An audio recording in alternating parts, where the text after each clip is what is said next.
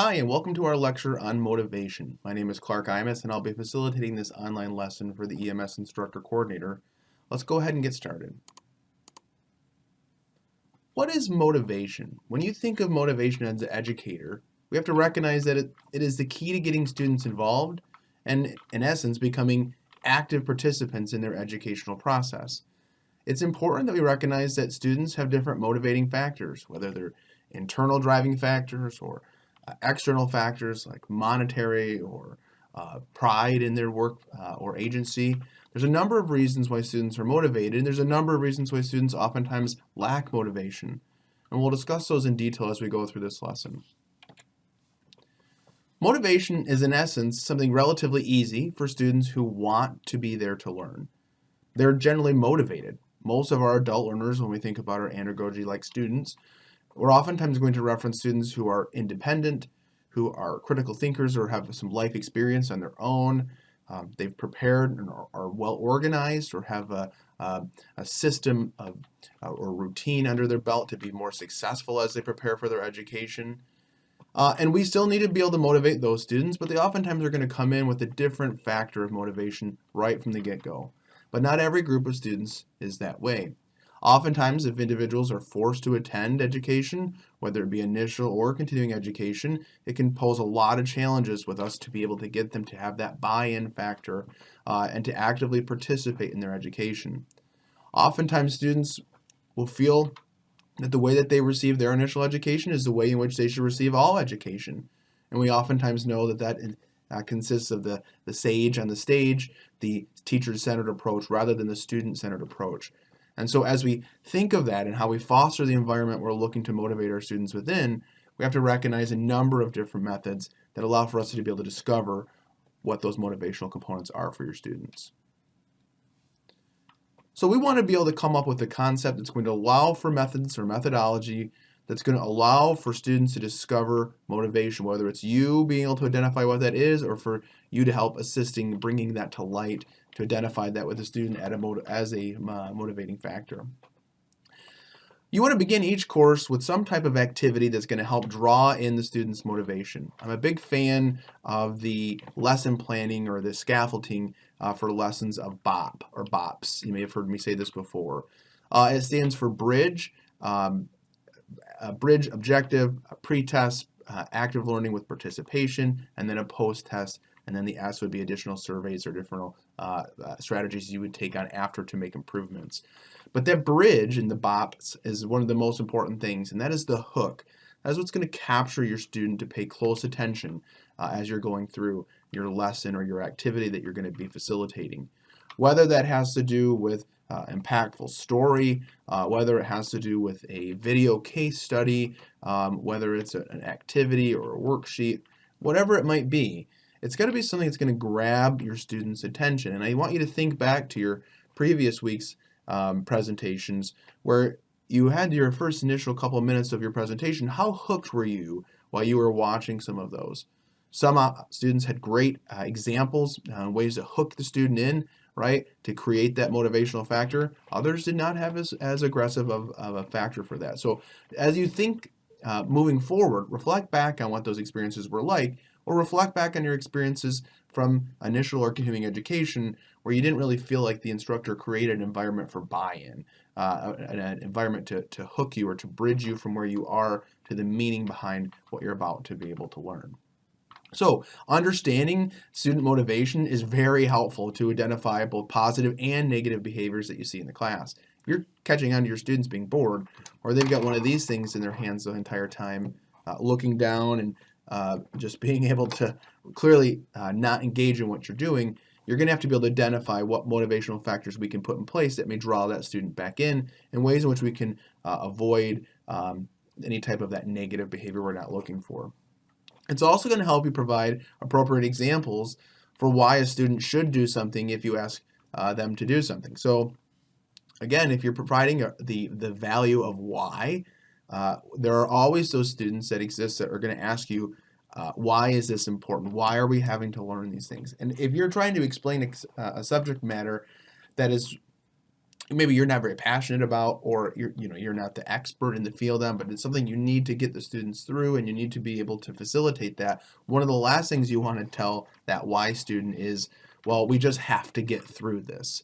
Because immediately what you've done is you've devalued the content, that it's not valuable other than the fact that we have to get through it. But if you're able to maybe link it back in a more positive way, you can get students with that appropriate example that is going to help link them back into that motivational component of whatever you're presenting. And then it's important that you plan your activities based on those values that your students have for motivation, whether it's internal, intrinsic values, or external values, right? There's nothing wrong with throwing candy at your students if you're trying to get them to be able to be more engaged. I like to do an activity, it's called Red Solo Cup. It's literally a red Solo Cup, and it lifts you up, just like the song, right? But I put it inside the cup. And this is by no means my idea, I stole it from someone else at a conference. But I put the name of the student on one side, and then I have them tell me some type of positive affirmation statement that they want me to tell them when they answer a question, right or wrong, doesn't matter, but when they participate, some type of positive affirmation. And I've had everything from, keep up the good work to, boy, you make this look easy, you should be the instructor. I mean, funny things like that, but it does help create that motivation with the students. And then as I go through that cup, as I pull a student's name out, I take the popsicle stick or the tongue depressor in this case, and I put it to the side. And then it continues to allow me to have more folks in the cup that I can continue to try to motivate. That's a really nice way to get them to be able to pay attention, because as my red Solo cup will lift you up as you get out and down, you can tell who's left in the cup, and those folks will continue to pay more attention. And sometimes they even strategically will pull out names of students who I know are paying attention early on, just to whittle it down to the students who aren't typically paying attention or aren't as actively engaged. Again, just another technique you can use to help motivation, but it's an example of how you can build that into some of your activities. Let's talk intrinsic motivation. Intrinsic motivation is internal motivation. It's coming from the individual, and oftentimes you're going to see in our industry, it's going to be driven from a desire to help others, an individual who's passionate about serving their community, individual who's really excited about growth and development, wanting to know more, or that individual that's just generally out to succeed, right? They're the ones that want the gold patch on their uniform. They want the plaque on their wall, right? There's part of that process as an intrinsic motivator as well, too. There are other factors as well, too, because, it may be something that positive affirmation, right? Looking for approval from a figure of authority could be one of their intrinsic motivators. Oftentimes with their younger or not yet adult students, their sense of value is low. And when we can provide that positive affirmation to bring them up, to build them back up, that also can serve as an intrinsic motivation as well. Now with these, some students are going to have a high level of motivation, and some students are going to have a very low sense of motivation. The best thing you can do is recognize peer pressure works, with a caveat, and that's only to a certain extent. Peer pressure works where if you were to take an instructor and have one for every single student, that student will perform at peak performance almost all the time because of that one-on-one training. We know that that's not realistic in time and costs and methods, but it is helpful when we can take our highly motivated, intrinsic motivated students, the ones that want to help others to be successful, or maybe they want to be more successful by helping others, right? Reinforcing what they're learning or what they know by teaching it to someone else. That can be a big helpful motivator to your lower or less motivated individuals. I'm not talking about performance, but I'm talking about just generally motivation. And again, classes need that. We use a command structure to help provide some of that motivation, where there's got to be someone that's going to step up and say, hey, I want to be responsible as the classroom commander for my entire class. That's someone that generally has a high level of intrinsic motivation, and it sets out to be pretty well from the get-go. Now let's switch gears a little bit. That's the internal, the things that make you feel warm and fuzzy, but let's talk about the extrinsic or the external factors, the factors that come from outside that impact motivation. A lot of these are going to be things that are monetary, things like money, right? Extra credit oftentimes is a nice way to be able to do that, although I don't give a lot of extra credit for things. I typically do give extra opportunities, I would call them, to increase their past motivation.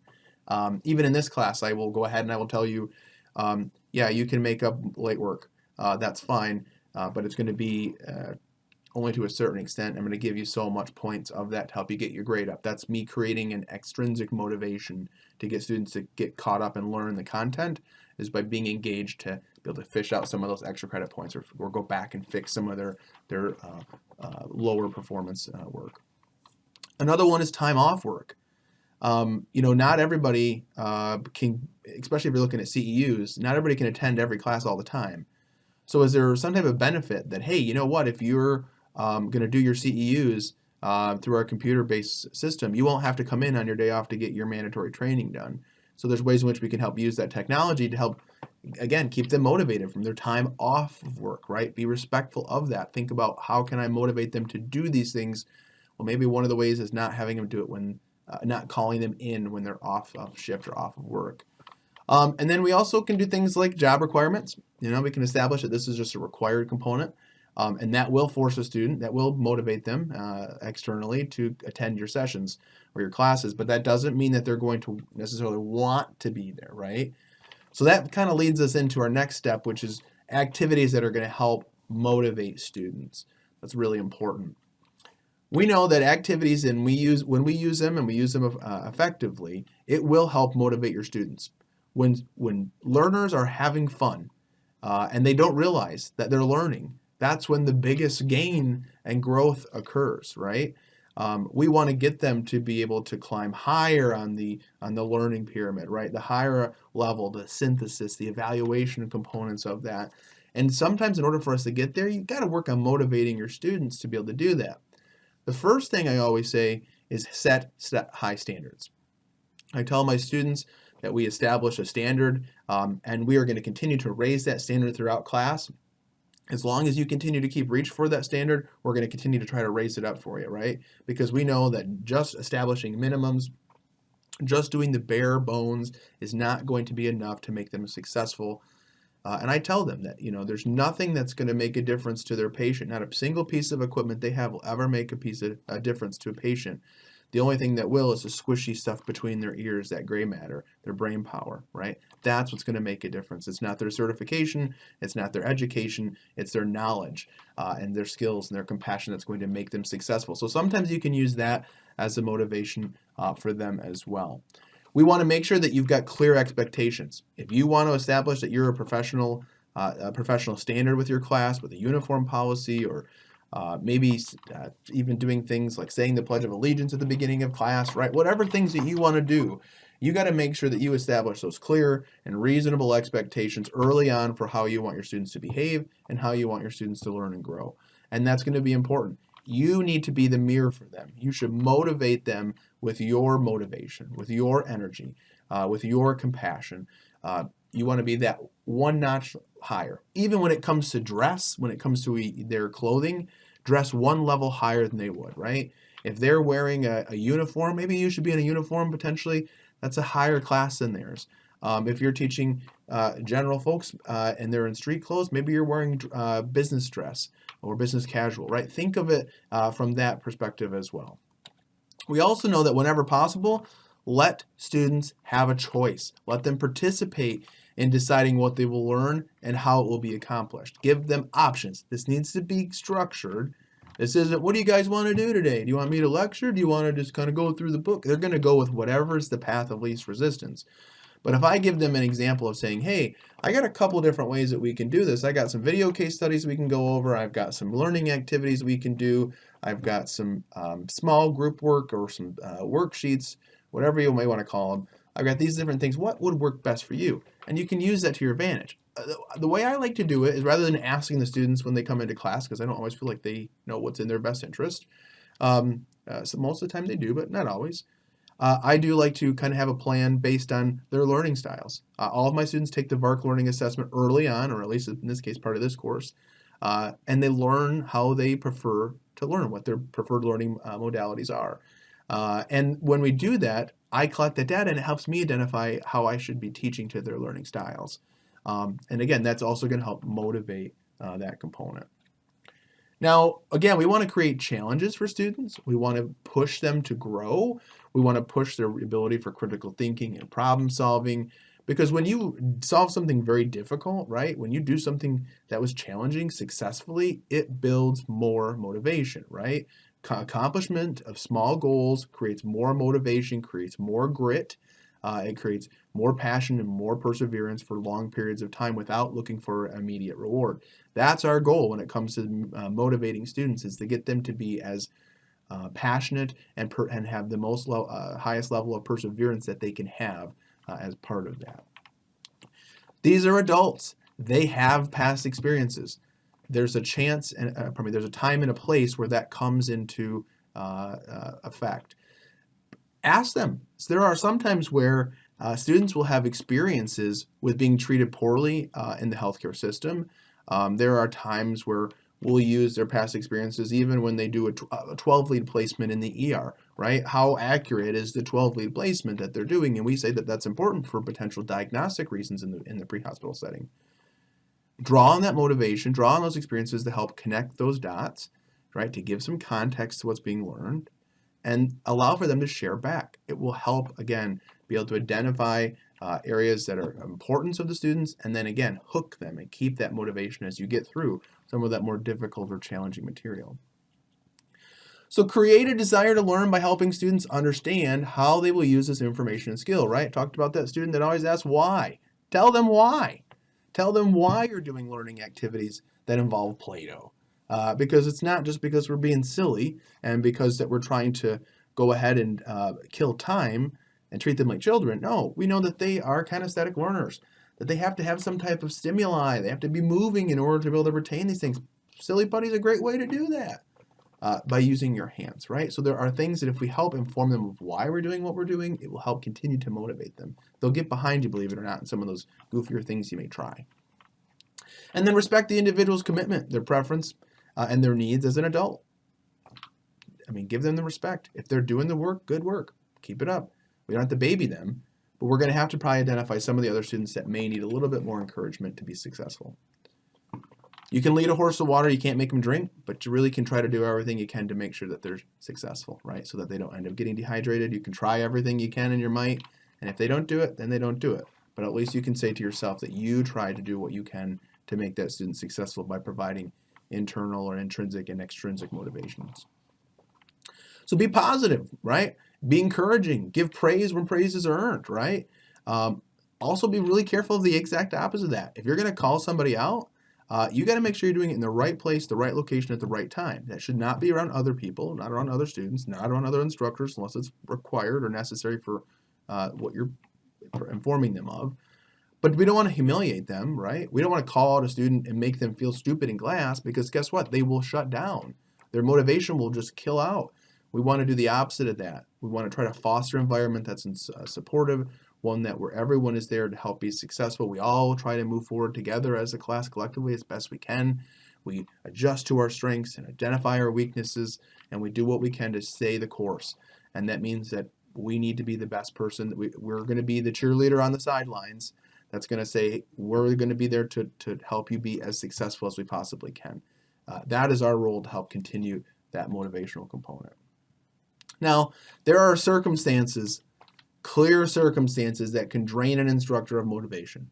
The more you're doing education, you're going to have good classes, and you're going to have, or great classes, I should say, and you're going to have horrible experiences.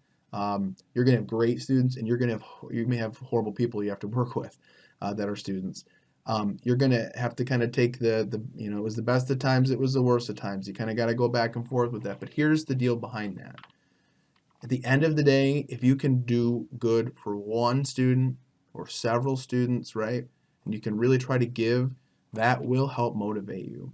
And you also have to identify where there's a time and a place where a student who's going to draw the motivation from the room, that's going to suck the energy out of the room, that's a negative Nancy.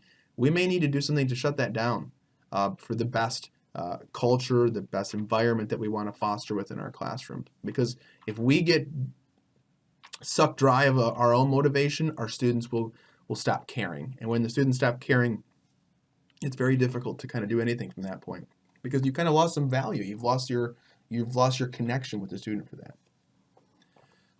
First one, abusive or rude students. Now, I've never been beat up by a student, But I've had students that I don't ever want to see again in my life if I can help it.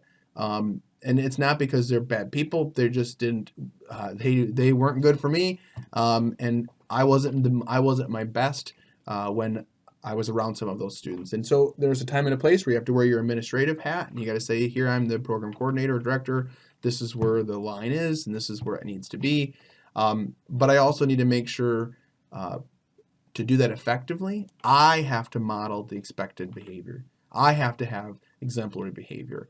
I cannot be rude. I cannot be short. I cannot be, teasing or belittling to other students. It's really important that I set that example. We need to make sure that we have expectations of what professionalism is, whether if it's using the EMS code of ethics or if it's going to be utilizing a code of conduct of some fashion. You need to have rules and policies that clearly define that in your handbook. You want to make sure that if you're going to have students that are rude or disruptive or abusive to you or to others, you're going to need to address that because one bad apple can ruin the whole bushel, folks. You got to really stay on top of it. And you're going to want to have a good working relationship with your administration or your sponsor, right? You're going to need the policies in place to be able to provide appropriate discipline, scaffolding discipline, right, where there's different levels to each one. It's going to help that individual remediate along the way. That's an important aspect for the content of this course. It's also important that you're be able to have those conversations. I know that there are times when I've had students who have complained, whether it was about me or about other staff. I don't want to say I get in front of it, but I try to make sure that I'm informing my supervisor, my boss, along the way to make sure that they know that, hey, this student is not happy and we're trying to get to a resolution that's going to make all parties happy while maintaining and upholding our standards. But if that doesn't work, there's an appeals process, and we need to make sure that student understands what his or her rights are and what their due process is for that. But nonetheless, from a motivating standpoint, this can really make it hard for you. And leaning on those that are your program sponsor or those that you're maybe your mentors or those that are more experienced will help you learn to be able to navigate that better based on their experience. Boredom. You can get to the point where you've taught the same thing so many times that you just become bored with it. I mean, you just kind of become numb to the whole thing. And one of the things we want to try to stay away from is that lack or lackluster of enthusiasm, right? We want to try to do that.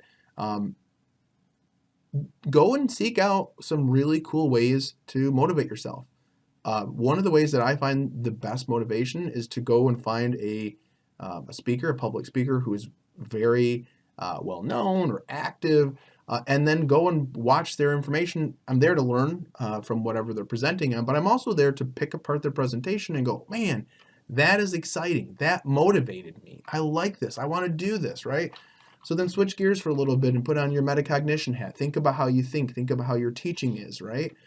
What can you take? What can you steal? What can you beg, borrow, however you want to call it, to be able to pull some of that information out to provide it back to your students, again, in a way that may be able to help prevent your boredom, which helps prevent their boredom. If you walk in and you say this is the most boring content when this is going to suck, so let's just get through it, again, you're going to kill motivation. But if you come in here and say, if you come in there and say, ladies and gentlemen, this is going to be a topic that's going to be challenging for all of us, and we're going to make sure that we master this content. And we're going to start out by doing this activity or this case study that's going to bring us in, that's going to lead into what we're talking about, right? Create some internal motivational factors for the content you're teaching. That will prevent the boredom. And again, establishing those early on, so the standards that you want to present for your classroom, do that early. And change it up. Change up class. When students get bored or you get bored, change up the way you do things, right? There's no rule that says you have to do everything the same way every single time. Break the chain. Think outside the box. It'll help you. It'll help your students. You'll be surprised your students will actually teach you something from that. Another big one that we see in education is the lack of support from our administration. Administrators are busy. They oftentimes have a lot that they're required to do, and whether if it's in education or whether it's in an EMS organization, sometimes what the needs are of the instructors oftentimes fall by the wayside, oftentimes because it's expensive to do education. We oftentimes know that there's a shoestring of a budget for you to work with, if anything, and that really causes some challenges when it comes to your motivation, right? So be engaged. The best way that you're going to get the tools and resources and the things that you feel you or your students need to be successful is remember that the squeaky wheel gets the oil. I don't want you to cause problems, but I want you to make sure that you attend department meetings, that you make it known. Like, hey, ladies and gentlemen, we were doing our ACLS training the other day, and it was great. We were able to actually go through and refer to our dead on scene protocol because the head of the mannequin broke off. He was decapitated. Well, that's going to get some looks from around the room when you talk about that, and it's going to say, we need equipment that's going to work. We have established standards for the state of Michigan. We have established standards for our external accreditors. These are the things that we need to make sure that we're leveraging to show our administration what we need to do. The other thing I would say is make sure that you seek their agreement about problems before they become a problem. Your course is about to start. Guys, we're really running low on supplies. I don't have enough gloves. I'm concerned about this. I know there's a budget concern, but there's just some items that we got to get going if we're going to do this class, at least to get approval through the state. Give them something to go with. That's something you can be able to do. And again, if you have specific beliefs or philosophies in how you're going to teach, you've all written a teaching philosophy at this point. What do you need from your administration to help meet that teaching philosophy? Share that, have that discussion. You'd be surprised when they know how motivated you are. They may be a whole lot more willing to support that motivation with monetary value. Talk about money, let's talk budgets. In EMS, you're going to be required to do a lot with nothing. That's just the way that the system is today, and it's unfortunate. But hey, we got to do what we've got to do. We've got to be able to bring up the next generation of students and prepare them with the best tools that we have at our disposal. There's a lot of grant money that's out there, and I will say this: I have been lucky enough to receive over $1 million in grant money in my time. And that was only over in the last couple of years that I've been able to do that. And I did not know how to write a grant. I had no experience, but you know what? There's enough tools out there and enough people out there nowadays to be able to help you do that. Information on the internet of how to do it. Take a chance. The worst that they're going to say to you is no. But the best they could say is, hey, here's $400,000 to help you revitalize your training budget, whether it's through federal dollars, state dollars, local dollars, it doesn't matter. Seek those things, right? Seek those things out. Also, make a lot of partnerships. You can do a lot of really cool things with partnerships. You get hold of your local butcher. You'd be surprised the type of animal organs you can get to do dissections. Have a good working relationship with your fire departments or your EMS agencies. So when things are getting thrown out or you're in need of a cot and they're getting rid of something, instead of selling it back to Stryker for pennies, maybe they can do it as a donation to your organization for maybe even a tax write-off. If they're a tax organization. So be recognized for that. Barter in kind. Hey, you know what? I know you guys are going to all need some CEUs, but you know what I need access to? I'm going to need access to some of those mannequins you have, those lifting and moving mannequins, those Rescue Randys. I sure could use those. If I can use those mannequins, I'll come out and I'll do a CE for you guys on this for whatever you need. All right? Don't be afraid to do some of those partnerships. You'll be surprised. The more you tell people what you need, people will bring it to you. I'll give you an example, and it wasn't necessarily with equipment, but it was for students who could not afford EMS pants, right? Couldn't afford pants for their uniform, period. And so we have options at the college for other ways of paying for things. But all we did is we put a post on Facebook, and somebody asked me to share it, so I said, "Oh, sure, I'll share it for my guys and gals." Shared it out there. We now have more pants than we know what to do with, and I'm not talking worn out, gigantic old pants. I'm talking about brand new tags on pants from past students, from employers in the area, from thrift stores that were dropping things off that had things that were donated that they realized they had. Unbelievable the amount of kindness that folks were able to give back to it. And all it did is require me to ask. That was it. You'd be really surprised what you can get someone to be able to do for that. And the other way of doing it is good old-fashioned fundraisers. You can raise a lot of money for your EMS training or for your department or for your budget by doing a partnership with a local restaurant or doing a pancake breakfast or a fundraiser where the old boot fundraiser for a fire boot. You're out asking people to donate money. You can do a lot of things to be able to do that. Follow the rules of your organization to make sure you're in line with your chain of command. But nonetheless, those are really awesome opportunities for you to take advantage of. So again, be creative when it comes to your budget. Repurpose things. Flea markets are great. I went and took an old car seat out of a Dodge, it was a pickup truck. It was a Dodge pickup truck. Beautiful bucket seat, leather and all, seatbelt included. I got it for 15, 20 bucks because everything else in the vehicle was wrecked. Took it out, took it home, built a small platform out of 2x4s, and now we had a vehicle chair that we could actually go ahead and then we could extricate from versus using a classroom chair or an office chair that was just less realistic. It still wasn't great, but it was better than nothing, especially when it was in the middle of winter. And we need to do some type of training that way. We've also gone through and we've gotten a bunch of used clothing donated, so that way when students are doing aspects for trauma, that they can actually remove the clothing and cut the clothing off so they get trained in that fashion. Halloween supplies, you go after Halloween, you get all the clearance, fake blood and all these body parts and stuff, right? You'd be surprised what you can get at Halloween USA or other places, even online. Go check them out, right? Do what you can from that. The other thing is ask other programs. The amount of equipment that can get just thrown out, we have a very large budget here at KCC. We're very blessed to be able to have that. But when things are not functioning for us, it may be useful for somebody else. We've donated CPR mannequins to our local partners for the career centers. We've donated PASS equipment and cots to the fire departments before for training. Again, think of itself as partnerships that you're going to be able to kind of extend that olive branch that may help you get the things that you don't have. Sometimes it takes many hands to make light work.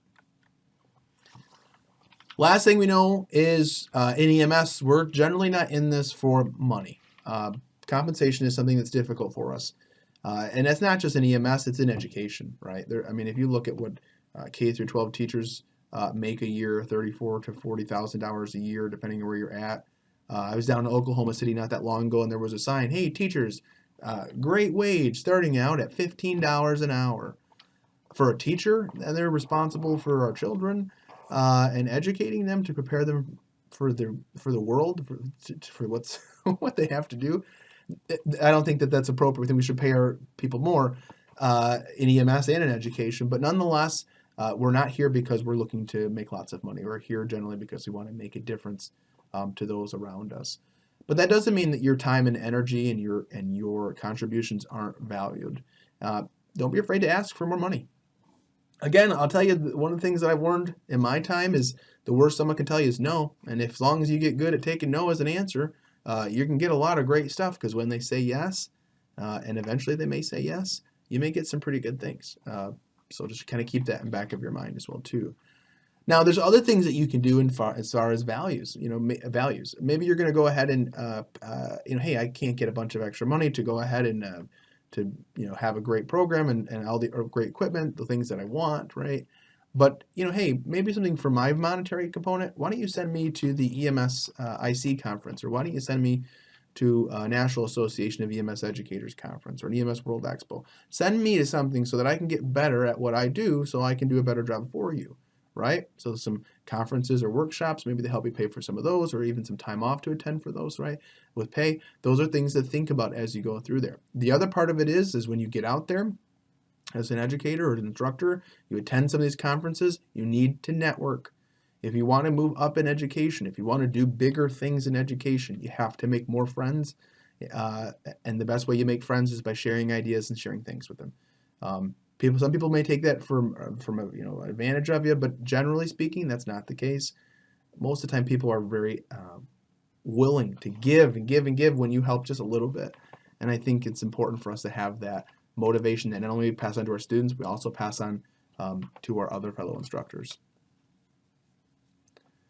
To give you a heads up, it is 8:30 at night, and I'm at work.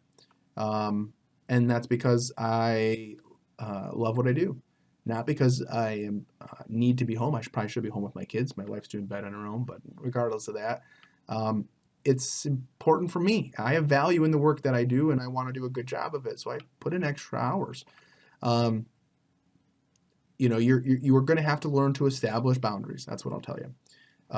You can't be everything all the time to everyone. You're going to have to learn to say no.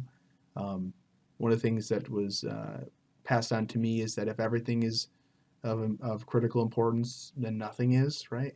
You can't get everything done, and you'll get nothing done if you're trying to do everything, type of a deal. So keep that in mind. You're going to have to give when you need to give, and you're going to have to take when you need to take, and you've got to be able to find that balance of what that looks like. Oftentimes, as EMS providers, public safety providers, we go when we're called. Period. We're always in that fight or flight mode when it comes to engaging to be ready, be on the ready. Education does not move as fast as that generally. So take the time that you need, right? Know that as you do this, you're going to spend a lot more clock hours when you are new and green than you probably will as you're more seasoned. But it's important to nonetheless take the time to get yourself organized. Make the investment early. I'm not asking you to plan everything off from the get-go, right? But as you go on, continuously work in adjusting your craft. That will prevent you from putting in hours and hours and hours and hours and hours all the time. Don't be afraid to find help. Some of the best help you can have are your students. I used to get a lot of really negative pushback about having our students come in after passing the class and getting a license and helping them do psychomotor testing. This is back when we did the 12 skills for basic EMTs and things like that, not the new scenario-based format. And I would say, well, you know what? There's two reasons why. Number one, I know those guys and gals are going to need CEs, and that's something I can give to them generally for free. So there's a way I can do some extrinsic motivation. I know that I can make sure I provide them probably some pizza or something cheap to be able to kind of fill their bellies while they're here. So food and CEs oftentimes are helpful to get them here. And you know what? They know how I wanted my class to run. They understood my expectations. It's much easier to bring them in since they were the student. They went through the testing. Now they can see what that's like. That can help you do that. And oftentimes that is how you're going to begin fostering your future help, is by bringing them in and getting them started early, right? They need to be prepared. They need to be ready. You can't just yank them off the street, off a truck, and say, here, go test this scenario now. You got to do a little bit more than that to it. But use that free help. Volunteers, other students from other programs, right? Maybe you're doing a medic program and you got some EMT or MFR students, or maybe you did a thing for the Boy Scouts or Girl Scouts. Bring them in. Let them be part of that as well too.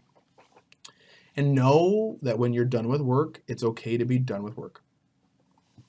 In EMS and fire, police, any type of public response, emergent response, we have this ability to feel like when we need to do it, we got to stop and just go. And that's true. But we also have to be able to be recharged and to be prepared for what we are going to do, right? To motivate this next generation of providers. So take your time. There's nothing wrong with saying, when I'm at 5 o'clock, I'm done for the day, and I'm not going to pick up my email until 8 o'clock the next morning or the next business day. That's okay to do. You don't have to be everything to everyone all the time. There are times and places where you're going to need to be on top of stuff a little bit more than others, but it's okay to be human. Your students are going to always hold you to a higher expectation than they would ever probably hold themselves, but that's okay. I challenge accepted. But know that there's a time and a place where if you need a vacation, if you need some rest and relaxation, if you need to step away for a little bit to keep your mental health, do that, because you'll end up draining yourself out way too early because of some of those factors. So again, we've talked about internal or intrinsic motivation, right? The values and things that we oftentimes will bring to the table as learners that we can help motivate as instructors. That's an internal intrinsic value. We also know that there's external values, right? The extrinsic values, which are going to be values that are oftentimes based on compensation or a monetary value, right? Something to help motivate students that way: food, money, time, things of that nature. And then we also know that sometimes a lack of motivation on our part will definitely have an impact on our students, and we need to be very conscious of how we approach those topics that we may not enjoy the most, but we want to make sure that we're conscious that we don't deflate the value behind that material that we're presenting. And take time for yourself. Be a champion for yourself. The more you take care of yourself as an educator, the better you can take care of your students, the better you can prepare them for the job that they're going to do in the 21st century. So I appreciate your guys' time on this one, and I look forward to catching you on our next lecture.